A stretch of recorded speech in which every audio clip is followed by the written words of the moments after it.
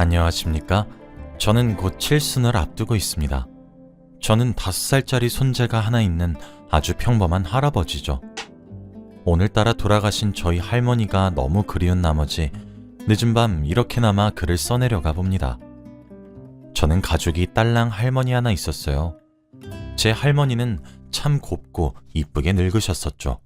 고생을 많이 했는데도 불구하고 말입니다. 저희 아버지 되는 인간은 집을 나가버렸습니다. 제가 국민학교에 다니고 있던 시절 아직도 생생하게 기억이 나요. 매일 술에 취해 들어오고 어머니에게 손찌검을 하곤 했거든요. 어쩔 땐 처음 보는 여자와 함께 집으로 들어와 돈 달라고 행패를 부리기도 했습니다. 제가 기억하는 어머니의 모습은 늘상 눈물을 흘리는 모습뿐이었죠.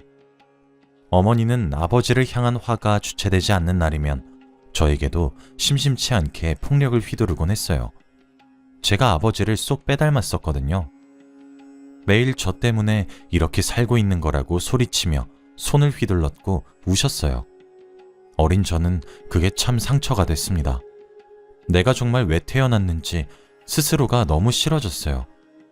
그러다 결국 아버진 누군지도 모르는 여자와 눈이 맞아 집을 나가버렸습니다.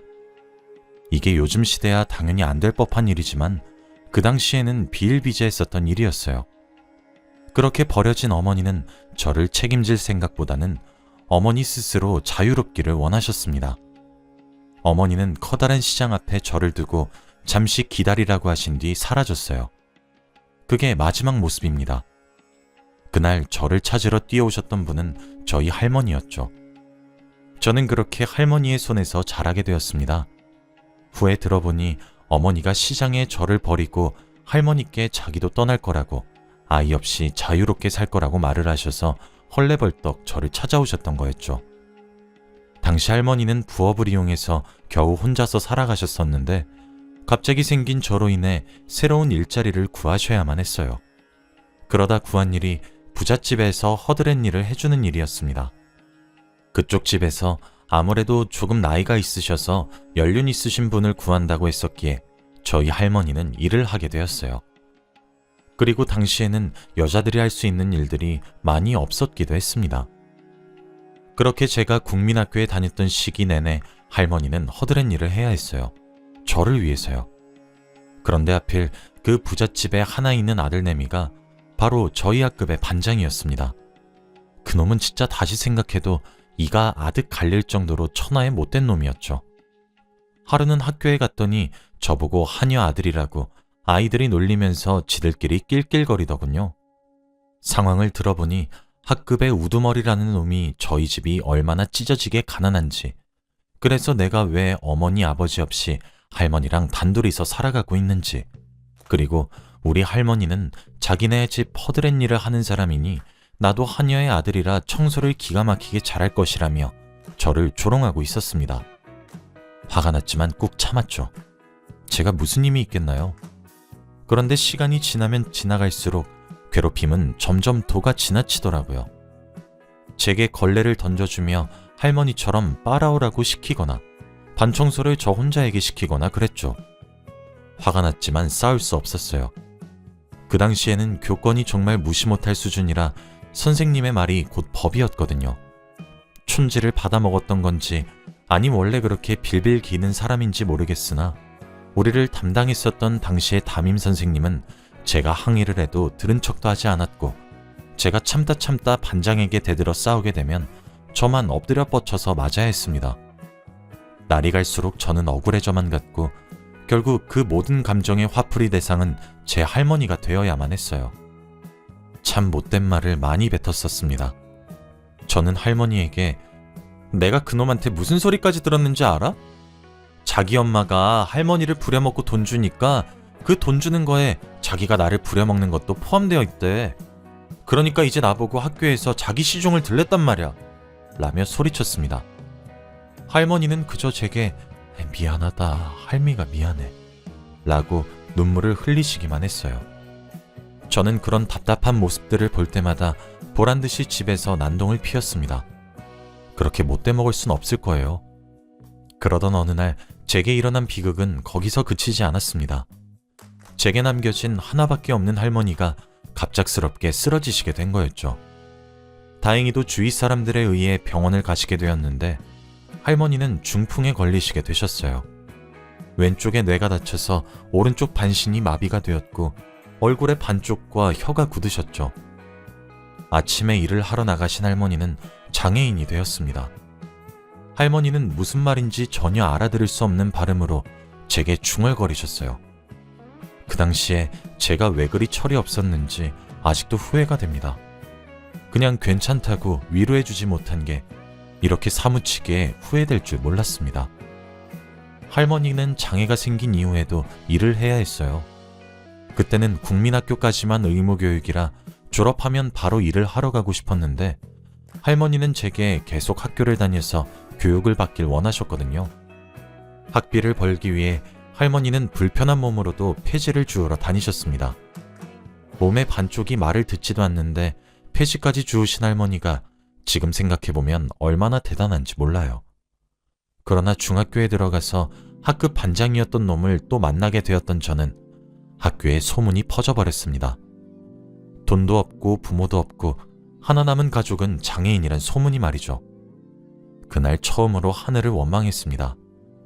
저렇게 인성이 파탄난 놈은 집이 빵빵하니 잘 살아서 저렇게 나를 괴롭혀도 선생들이 오냐오냐하고 나는 부모 잘못 만나 가난하게 태어나서 괴롭힘을 당해도 내 잘못으로 몰아가게 만든 세상이 너무 원망스러웠거든요.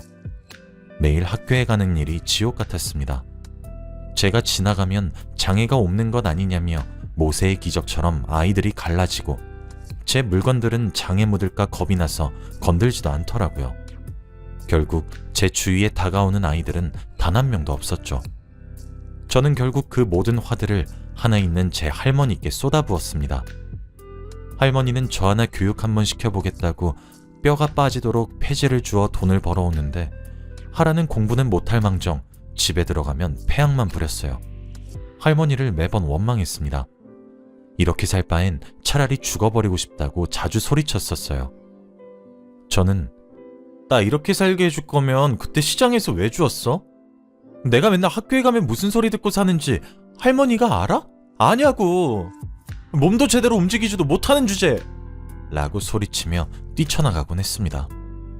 할머니의 눈빛은 지금 생각하니 상처받은 눈빛이었던 것 같아요. 하긴 당연한 소리겠네요. 하나뿐인 손자에게 모든 것을 희생해서 들은 소리가 고작 그딴 것들 뿐이었으니까요. 어쩔 땐 자고 있으면 밤에 할머니가 가슴을 치는 소리에 잠이 깨곤 했어요. 차마 제가 자다 깨서 일어날까 겁이 나서 울음소리 하나 내지 못한 채로 가슴만 퍽퍽 치셨거든요. 전 따끔따끔거리며 찔러오는 양심의 소리를 무시했습니다. 할머니가 속이 상하든 말든 불행한 제 상황에 심취했고 제 알바가 아니라고 생각했어요. 제 반항이 하늘을 찌르던 어느 날, 그날따라 학교에서 받은 괴롭힘의 수위도 너무 심했던 날이었어요. 정말 딱 살고 싶지 않은 날, 그런 날이었죠. 또 그날따라 집으로 돌아갔더니 할머니가 쫓아다니면서 나름대로의 잔소리를 하는데 알아듣지도 못하는 소리를 하니 화가 나더라고요. 이상하게 그날따라 말이죠. 저는 그날 결국 해서는 안 되는 말을 해버리고 말았습니다. 진짜 장애인이면 조용히 입 닫어. 어차피 할머니가 말을 한다고 내가 알아들을 수 있을 것 같아? 맨날 어버버거리기나 하면서. 하며 혀를 차고 할머니가 말을 못하는 행동을 똑같이 흉내내며 조롱했죠. 할머니는 잠시 할 말을 잊은 듯 저를 멍하니 쳐다만 보았습니다. 저는 뭘 봐! 라고 소리치고 방으로 들어갔어요. 할머니는 저를 쫓아들어와 종이에 제 연필을 이용해 글을 썼습니다. 어떻게 나한테 그런 말을 할 수가 있니? 라는 한마디였죠. 원래 오른손잡이셨던 할머니는 왼손으로 연필을 잡는 것이 익숙하지 않으셨어요. 커다랗고 삐뚤빼뚤한 글씨로 적은 종이 한 조각을 읽고 저는 쫙쫙 찢어버렸습니다. 나는 할머니가 죽어버렸으면 좋겠어. 할머니랑 같이 살고 하나도 행복하지 않아. 내가 할머니 때문에 오만 소리 다 듣고 이럴 거면 나 왜 키워? 다시 갖다 버려. 그리고 할머니 이렇게 벙어리처럼 사는 거 얼마나 쪽팔린 줄 알아? 어쩔 땐 너무 창피해서 내가 죽어버리고 싶다고. 그냥 할머니가 죽어버렸으면 좋겠어. 라고 소리쳤습니다. 할머니는 털썩 주저앉으시곤 가슴을 팡팡 치며 꺽꺽 소리내어서 눈물을 흘리셨죠. 저는 그걸 보고 한숨을 푹 쉬고 그 길로 집을 나왔습니다. 할머니는 눈물을 흘리면서도 저를 붙잡으려고 하셨어요. 저를 붙잡는 할머니의 손을 뿌리친 저는 뛰쳐나가면서도 할머니께서는 안 될 말들만 가득 쏟아부었어요. 나중에 할머니가 똥오줌도 못 가리게 되면 나는 어떡해? 그냥 이딴 개같은 집구석 나가서 혼자 살 거야.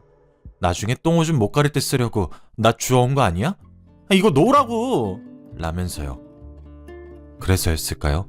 그때 봤던 할머니의 모습이 마지막이 될 줄 짐작도 못했습니다. 당시 할머니 얼굴은 기억도 잘 나지 않아요. 사실 중학교 다니는 10대 남자아이가 집을 뛰쳐나와 할 수 있는 것이 뭐가 있었겠나요? 밤이 되면 춥고 밥도 먹지 못해 배가 고픈데 말이죠.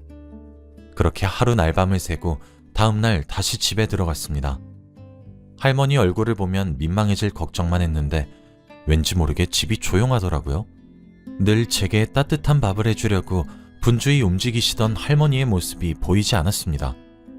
갑자기 저는 뭔가 불안해지기 시작했어요.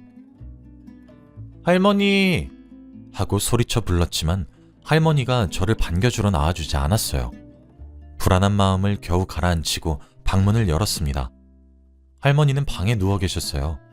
옆에 다 타버린 연탄과 함께 말이죠. 그제서야 살펴보니 할머니는 그 와중에도 혹시 자신이 살아버릴까봐 철저히 준비를 해놓으셨더라고요. 그렇게 할머니는 스스로 목숨을 끊으셨습니다. 그러고 시간이 어떻게 지나갔는지 모르겠어요. 혼자 남아있었던 저는 주위에 살고 계셨던 이웃 사촌들의 도움으로 할머니의 장례를 겨우 치를 수 있었습니다. 집으로 돌아와 보니 누워 계셨던 자리 구석에 곱게 접혀있는 편지 한 장과 통장이 하나 있었어요. 저는 그 편지를 읽고 나서야 할머니 죽음을 실감했고 세상에 혼자 남겨졌다는 사실을 뼈저리게 알게 되었죠. 저는 그날 뼈저리게 후회한 후 엉엉 울며 오열을 하고 말았습니다. 편지에는 상구가 할미다. 내 이렇게 너에게 편지를 처음 써보니 많이 어색하더라도 참고 끝까지 읽어주겠니? 아무리 할머니 글씨가 이상해도 조금 참아주렴. 내 몸 반쪽이 마비가 되어 반신불구가 된 일로 인해 어린 나이인 너에게 많은 일이 있었단 사실을 나도 알고 있었단다. 너에게 많은 짐을 지어준 것만 같아서 곧 죽음을 앞두고 있는 와중에도 너무 미안하고 죄스럽구나.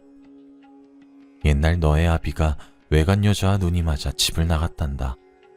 너의 어머니는 그렇게 아비가 나가고 곧바로 널 시장 바닥에 버렸고 자유롭게 살겠다고 나갔어. 그날 내가 얼마나 놀랐는지 몰라. 널 버리고 온 시장을 해집듯이 뒤져가며 찾았다. 그렇게 널 발견했는데 어렸던 너는 울고 있지도 않더구나.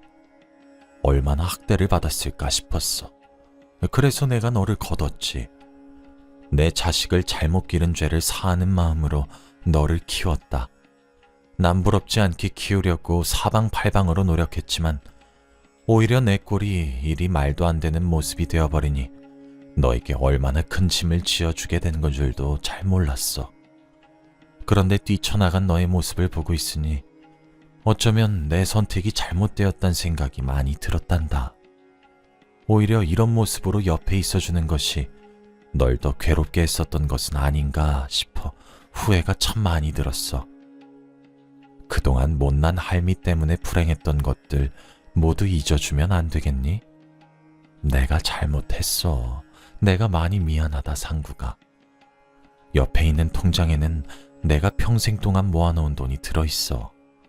너를 거두고 나서 너를 공부시키고 결혼도 시켜주고 싶어서 한 푼 두 푼 아끼고 아끼면서 모았던 돈인데 이 돈으로 내가 없는 세상에서 부디 조금이라도 편안히 잘 지냈으면 하구나. 너 때문에 이런 선택을 하는 것은 절대 아니야, 상구가. 할머니가 많이 사랑하고 있단다. 죄책감 가지지 말고 하늘에서 너만 바라보고 있을 테니 하고 싶은 것 다 이루고 자유롭게 살길 바래. 내가 많이 사랑한다, 상구가. 통장엔 250만 원가량이 들어있었어요. 당시 공무원 월급이 10,000원을 조금 웃돌았으니 엄청 많이 모으신 돈이었죠. 저는 그날 펑펑 울었습니다. 할머니가 복주머니에 남겨주신 옷반지도 하나 있었어요. 원래 제가 신부될 사람을 데려오면 물려주시려고 했었던 옷반지였죠. 살면서 그날처럼 후회되는 날이 없었습니다. 조금만 더 빨리 집으로 돌아갔다면 달라졌을까? 라는 생각을 멈출 수 없었죠. 저는 그 이후로 삶에 대한 의욕을 완전히 잃었습니다. 그저 할머니와 살았던 집에서 한 발자국도 나가지 않았어요. 매일 할머니가 써준 편지만 읽었죠. 중학교 입학하던 날 억지로 찍어 남겨놓은 할머니와의 사진 한 장이 제게 마지막으로 남아있는 추억이었습니다. 그러다 정신을 차려야 되겠다는 생각이 들었어요. 할머니가 못다한 소원 이뤄주고 싶었거든요. 전 공부에 몰두하기로 다짐했습니다. 학교로 다시 돌아갔어요. 그때부터 참 독하게 살았습니다. 저는 할머니 한을 풀어주기 위해 열심히 산 결과 지금 대한민국에서 내놓으라고 있는 스카이 대학 중 한 곳에 입학할 수 있었습니다. 할머니가 남겨주고 가신 돈으로 말이에요. 저는 돌아가신 할머니의 영향인지 사회복지에 대해 관심이 많았으므로 학과 또한 그쪽 관련이었어요. 제가 학교에 합격하던 그날 밤 돌아가시고 한 번도 나오시지 않았던 할머니가 꿈에 나타나셨습니다. 제가 어렸었던 시절에 봤었던 모습 그대로 말도 잘하시고 젊으신 모습으로 제게 상구가 잘했다 잘했어 너무 기특하구나 하며 저를 부둥켜 안고 칭찬해 주셨습니다. 한을 풀어드린 느낌이라 그날도 얼마나 울었는지 몰라요. 그렇게 인생을 살아가다 지금의 와이프를 만나서 결혼을 했습니다. 와이프에게 할머니의 옷반지를 전해주며 살아온 이야기를 했더니 저를 꼭 안아주더군요.